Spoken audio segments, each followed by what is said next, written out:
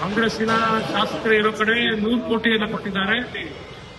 ಬಿಜೆಪಿಯ ಶಾಸಕರಿಗೆ ನಮಗೆ ಹೆಚ್ಚು ಕಮ್ಮಿ 16 ಕ್ಷೇತ್ರಕ್ಕೆ 70 ಕೋಟಿಯನ್ನು ಕೊಡ್ತಾ ಇದ್ದಾರೆ.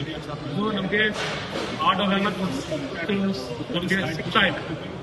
ಕಳೆದ 3 ವರ್ಷದಲ್ಲಿ ಸಿದ್ದರಾಮಯ್ಯ ಸರ್ಕಾರ ಇರಬೇಕಾದ್ರೆ ನಮಗೆ ಕಳೆದ ನವೆಂಬರ್ 11ನೇ ತಾರೀಕು ಏನು ಒಂದು ಆರ್ಡರ್ ಜೀವೋ ಮಾಡಿದ್ರು. ಈಗ ಟೆಂಡರ್ ಹೋಗಿದ್ದಾರೆ.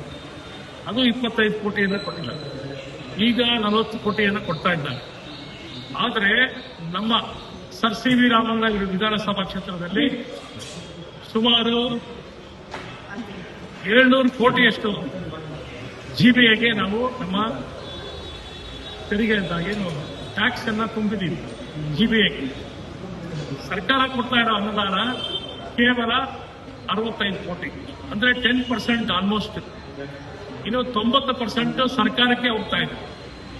ಇದು ತಾರತಮ್ಯ ಆಗ್ತಾ ಇದೆ ಅಂತ ನಾವು ಪ್ರತಿ ಸಲ ಹೇಳ್ತಾ ಇದ್ದೀವಿ. ಆದರೆ ಎಲ್ಲ ನಾವು ಹೇಳೋದೇನೆಂದ್ರೆ, ನಮ್ಮ ಅನುದಾನ, ನಮ್ಮ ಕ್ಷೇತ್ರದ ಅನುದಾನ ನಮ್ಮ ಕ್ಷೇತ್ರಕ್ಕೆ ಅದನ್ನು ಉಪಯೋಗಿಸಿದ್ರೆ ನಮ್ಮ ಕ್ಷೇತ್ರ ಇನ್ನೂ ಹೆಚ್ಚು ಅಭಿವೃದ್ಧಿ ಆಗುತ್ತೆ ಅಂತ ನನ್ನ ಭಾವನೆ. ಅದನ್ನ ನಾನು ಹೇಳ್ತಾ ಇದ್ದೀನಿ. ಬರೀ 607 ಕೋಟಿ ಬಂದಿರೋ ಅನುದಾನದಲ್ಲಿ ಕೇವಲ 10% ಅನ್ನು ಕೊಟ್ಟಿದ್ದಾರೆ. 3 ವರ್ಷ 2 ತಿಂಗಳಲ್ಲಿ ನಮಗೆ ಕೊಟ್ಟಿರೋ ಅನುದಾನ ಈಗ ಇನ್ನೂ ಟೆಂಡರ್ ಪ್ರೋಸೆಸ್ ಅಲ್ಲಿ ಇದೆ. ಇನ್ನೂ ನಾವು ಕೆಲಸ ಪ್ರಾರಂಭ ಮಾಡಿಲ್ಲ. ಈಗ ಟೆಂಡರ್ ಪ್ರೋಸೆಸ್ ಅಲ್ಲಿ ಹೋಗಿದೆ. ಕೆಲಸ ಇನ್ನೂ ಪ್ರಾರಂಭ ಆಗಬೇಕಾಗಿದೆ.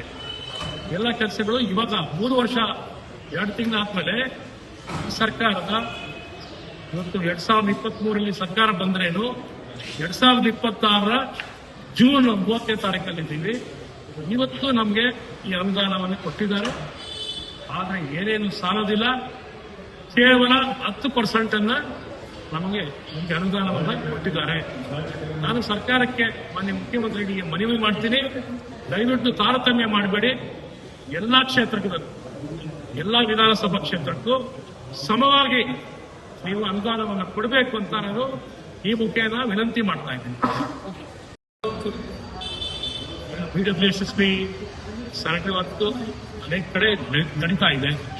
ಇವತ್ತು ಮಳೆ ಕಡಿಮೆ ಆಗಿರೋದ್ರಿಂದ ನೀರಿನ ಅಭಾವನೂ ಬರ್ಬೋದು. ಇವಾಗ ಸರ್ಕಾರ ತರಾತುರಿಯಲ್ಲಿದೆ. ಖಂಡಿತ ಇವಾಗ ಚುನಾವಣೆ ನಡೆಸಬೇಕು, ಜಿಬಿಎ ಚುನಾವಣೆ ನಡೆಸಬೇಕು ಅನ್ನೋ ಒಂದೇ ಉದ್ದೇಶದಿಂದ ಇವತ್ತು ಅನುದಾನವನ್ನು ಕೊಟ್ಟಿದ್ದಾರೆ ಅಂತ ನಾನು ಭಾವಿಸ್ತಾ ಇದ್ದೀನಿ. ಯಾಕಂದ್ರೆ ಇದು ಡೆಡ್ಲೈನ್ ಇದೆ. ಆಗಸ್ಟ್ 31ನೇ ತಾರೀಕು ಡೆಡ್ಲೈನ್ ಇದೆ. ಖಂಡಿತ ನಮಗಿರೋ ಮಾಹಿತಿ ಪ್ರಕಾರ ಈ ಸರ್ಕಾರ ಚುನಾವಣೆ ನಡೆಸಲೇಬೇಕು. ಬೇರೆ ವಿಧಿನೇ ಇಲ್ಲ. 31 ಆಗಸ್ಟ್ ಒಳಗೆ ಚುನಾವಣೆ ನಡೆಸಲೇಬೇಕು. ನಾವು ಒತ್ತಾಯ ಮಾಡ್ತಾ ಇದ್ದೀವಿ, ನಡೆಸಿ ಚುನಾವಣೆ. ನೀವು ನವೆಂಬರ್ ಮಾಡಿದ್ರೆ ಚುನಾವಣೆ ಮಾಡಬೇಕು. ಈಗಲೇ ತಕ್ಷಣ ಜಿಬಿಎ ಚುನಾವಣೆ ನಡೆಸಿ ಅಂತ ನಾನು ಆಗ್ರಹ ಮಾಡ್ತೀನಿ.